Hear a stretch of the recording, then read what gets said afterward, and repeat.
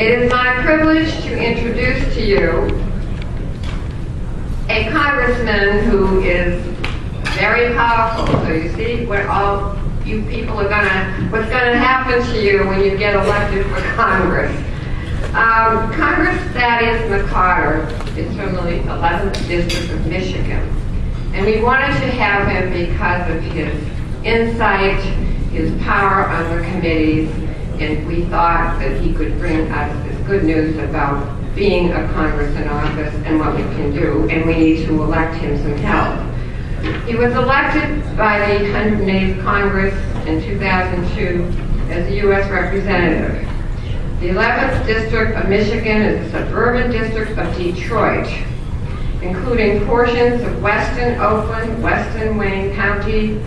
He's a Catholic Central High School graduate, and he graduated first in his class from the University of Detroit in 1987, then went on to earn a law degree. He was admitted to the State Bar of Michigan in 1991, a 30-year resident of Livonia. I haven't been there, Congressman, but I like the name. And he has represented portions of the 11th District for 15 years. As a school, craft, community college trustee, Wayne County Commissioner, and state senator. Presently, Representative McCotter serves as chairman of the Republican House Policy Committee and is the only Republican member of Congress from Michigan serving on the House Financial Service Committee. Congressman McCotter, please come up and speak to us and give us all your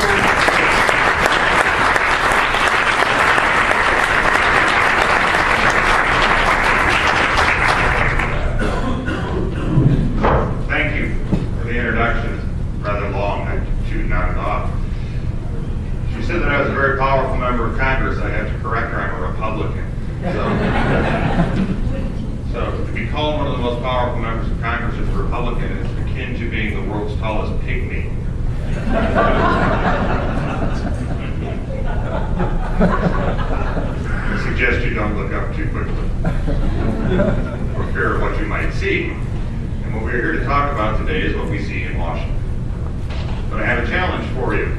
I sat and listened to your question and answer period of the last panel, and I was looking for a question that you asked.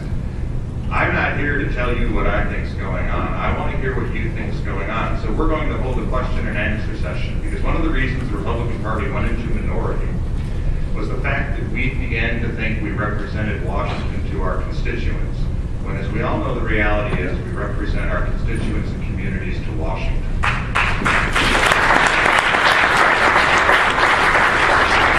So with that, I will take your questions on anything under the sun or the cloudy skies of Rhode Island. And remember, there are no bad questions, only bad answers from me.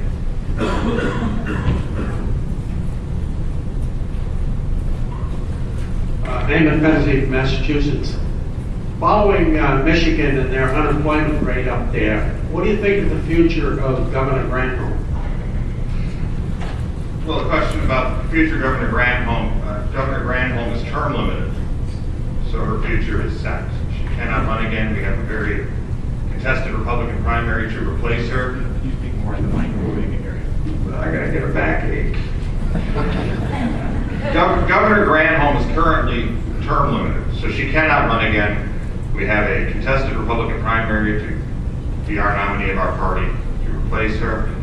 Some very good candidates, very optimistic. Our candidates are focused on the issues affecting Michigan. They are not getting into any of the petty side show, which the media so loves, of Republican on Republican violence. And I think we have an exceptional chance to defeat her. One of the challenges Michigan is facing, much like the rest of the country, and this is one of the dangers, I think, of forgetting where we've been and the type of setting we find ourselves and where we have to go. Michigan is still based upon the industrial welfare state model of governance. Michigan used to have multinational corporations, i.e. our domestic auto industry, that could dictate to markets. Ergo, the cost of government that was continually put onto them was passed on to consumers. Consumers had no choices. The government got bigger. What's happened, as we all know, in the recent past, is those companies no longer can do that. They have to adjust to international competition through a painful restructuring process. But what has to happen in the state of Michigan's governance is it also has to go through a restructuring process. If you think about the age of globalization, every entity that wants to compete in this communications revolution has to be customer driven, it has to be transparent, it has to be adaptable, and it has to be efficient, or it will lose business. Governments are no different at the state level. No different. And if you notice, Michigan, because it has failed to adapt to the realities in which it finds itself, its government has now watched 100,000 people leave our state. That is a net loss that includes immigration, that includes birth. Our children leave the universities because after we help to pay to educate them, there are no jobs. Our skilled labor leaves because there are no jobs. Our professional people leave because there are no jobs. And one of the saddest things you'll hear in the state of Michigan is when you hear of a child graduating from high school, the question to the parents is, where are you going to go visit your grandchildren when they find their job after college? So the state of Michigan must adapt. Its government must adapt to the new realities of the globalized marketplace and world. And I would argue that so does your federal government. If you think about what the federal government is doing, it is still operating on the industrial welfare state model of governance, where they can tax you, spend, and there will be no consequence to the competitiveness of the United States, to the entrepreneurial activity that we all seek for ourselves and our children. So I would hope that the rest of the country looks at what's happening in Michigan, and I would hope that like Governor Granholm, that this is President Obama's last term as well.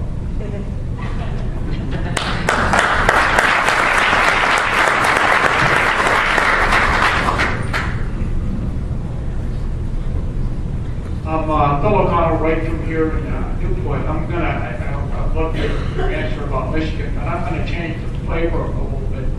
Can you tell me down in DC what the feeling is toward Iraq and the Afghanistan war? I'm a Vietnam veteran, and I still remember the debacle of us leaving there in 1976 there. I was there one linebacker too, when we were winning the war, and then overnight, because of Nixon and Watergate, we lost for that reason. But what's the flavor in the feeling from your position on Iraq and Afghanistan? A tough question, and you can avoid it.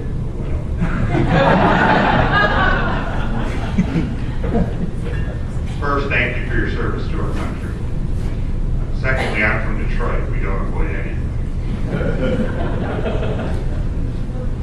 I won't discuss the feeling in Washington because there are different feelings about this, starting with the administration, the individual members. I will discuss what I think we have to do. Look, we took, as Republicans, in the U.S. House in 2007, when the Democrats took majority, do you remember that they said they were going to run a resolution to withdraw from Iraq every week? That they then brought down that first resolution, and they said that the surge that the President and General Petraeus had established and wanted to pursue was not going to work. This is a one-page, and you've given what kind of bills they've been introducing lately in the thousands. This was a one-page document that said the surge won't work before it even started. And the Republican Party stood up and said, you cannot do that to our men and women over there. You cannot tell a person in the military who's about to risk their life for their country, is currently risking their life for their country to achieve a victory in Iraq, that what they're about to engage in will not work. And then not list any reasons